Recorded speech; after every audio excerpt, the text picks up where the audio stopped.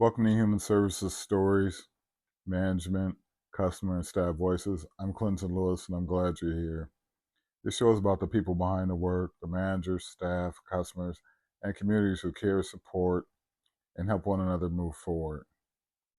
And this episode is called, What Can I Do to Get My Children Back? Imagine this moment. Your children have been removed by Children's Protective Services. Your heart may feel broken, confused, scared, or angry all at once.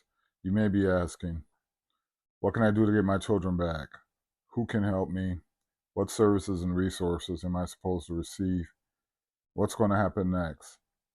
This episode is for you if you are a parent in that situation or if you care about someone who is.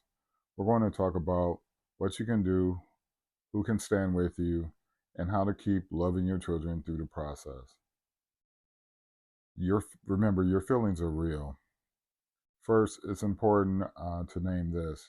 Your feelings are real. Having your children removed is one of the hardest experiences any parent can go through. You may feel raging anger, deep sadness, confusion, guilt, fear, and uncertainty about the future. And all of that is real. But it doesn't mean it's over. This moment may feel like an ending, but it may also be the beginning of a new chapter. One where you fight for your family, ask for help, and do the hard work needed to bring your children back home. You may be asking yourself, what can I do right now? When children are removed, the first thing many parents can do is listen carefully during meetings, ask questions, take notes, and stay involved in the process. You can ask, what are specific concerns that led to removal? What do I need to do to correct those concerns? What timelines are we working with? What are my rights as a parent? Knowing the legal and practice side helps you respond with purpose instead of panic. You can also stay calm in meetings, even when it's hard. Show the willingness to change, even when it's not easy. And follow through on what is asked, even when you disagree. Small, consistent actions can change how the whole case moves forward. You also may be asking, who can help me? You're not alone in this. There are people who can help you through this process. Those people may include your assigned caseworker or family services worker or foster care worker, your attorney or legal aid, a family advocate, a trusted family member or friend, a faith-based or a community leader, support groups for parents involved with CPS, natural support people, your family, your neighbors, your godparents, your aunts, your uncles. Those people can help you understand the process, go with you to meetings, and remind you that you are not alone. Natural support and community support can carry you when the system feels heavy. You may also ask, what services and resources should I expect? When your children are removed, CPS is supposed to help you work towards a plan that can lead to reunification, and if that is safe and possible, that means you have a chance to receive services that address the concerns that led to removal, such as parenting classes, substance abuse and support, mental health services, domestic violence support groups, housing, or financial assistance, and receive information about what is needed in your case plan. You can also ask, what services am I being recommended for? How do I roll in them? What will it cost me? And is there support for that? And how often do I need to attend? And how long will it last? You have the right to know the resources that are available and how to connect to your goal of getting your children back. You also may ask, what is next in the process? After removal, There are usually court steps and a case plan that follows a timeline. Those can include initial hearings, case plan and family team meetings, progress review hearings, and reunification and permanency decisions. You are allowed to ask your foster care worker for a clear explanation on these stages. Know the deadlines and court dates, and receive copies of documents whenever possible, and have your voice heard in these meetings. You can say clearly, I want to make sure that I understand what is expected of me. Also, I'm here to follow the plan and bring my children home. As well as, I will work hard, but I need the support that was promised. Remember, self-advocacy, speaking up, is speaking up for your family. Self-advocacy can feel risky, but it is powerful. Advocating for your family means asking questions, clarifying information, correcting misunderstandings, and speaking up when something feels unfair. You don't have to be loud, you just have to be clear, respectful, and consistent.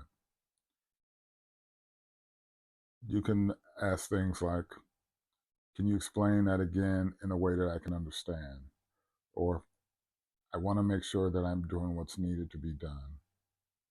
Also, if I'm supposed to receive a service, where do I sign up for it, or is it provided to me?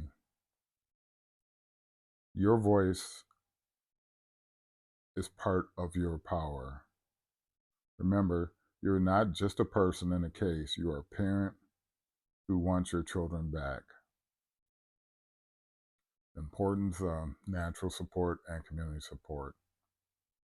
Natural support are the people who are already in your life, family, close friends, neighbors, cousins, aunts, uncles, grandmothers, grandparents. Those are people who you know care about your children and can help you carry the load. Community support for you may include churches or faith communities, neighborhood organizations, resource centers, and advocacy groups for families involved with CPS and foster care. These supports can give you rides, help with transportation, sit with you during a hard day, also help with supervision, and remind you that you are not alone.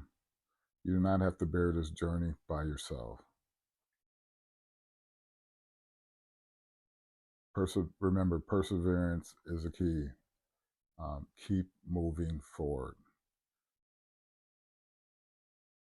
The journey that you're facing is not short. It will test your patience, your strength, and your heart, but perseverance is a key. Perseverance means going to services even when you're tired, showing up when you doubt the system, asking for help when you're overwhelmed, and staying connected to your children when visits feel painful. You may not see the full progress every day, but every step counts. Each time you follow through, you move closer to the goal of getting your children back. Please say this to yourself when it feels hard. I will keep moving forward. I will keep trying. Again, I will keep moving forward. I will keep trying. Love and a strong bond with your children. No decision, no removal, no worker, no agency can erase the love between you and your children. That bond is real even when you are separated. You can show that love by being present and respectful during visits, speaking kindly when you feel hurt, listen to your children about how they feel, and telling them again and again that you're working hard to bring them home. That love is your strength. It motivates you to keep going forward even on the days when you feel defeated. It reminds your children that they are still loved, still wanted, and still are a valuable part of your life. Here's a simple coaching moment that you can use during this process. Please take a few quiet minutes and ask yourself, number one, what is the one requirement or service I can focus on this week that would help me move closer to getting my children back? Number two, who in my life can help me with this requirement or service? And number three, what is the one way I can show love and consistency to my children, even if we are separated right now? Then write down or say this one sentence: I am committed to my children and my family, and I will keep moving forward one step at a time. Again, I'm committed to my children and my family. I will keep moving forward one step at a time. Repeat that sentence when you feel discouraged. Let it be your quiet promise to your family and to yourself. Thank you for listening to Human Services Stories, Management, Customer, and Staff Voices. If you're a parent whose children have been removed by CPS, remember this: you are not done. You're not erased. You are a parent who is learning, growing, and fighting for your family. You can ask for help. You can receive services. You can receive support from your natural network and your community. You can advocate for your children and keep that love strong, even in the hardest moments. Remember, you got this.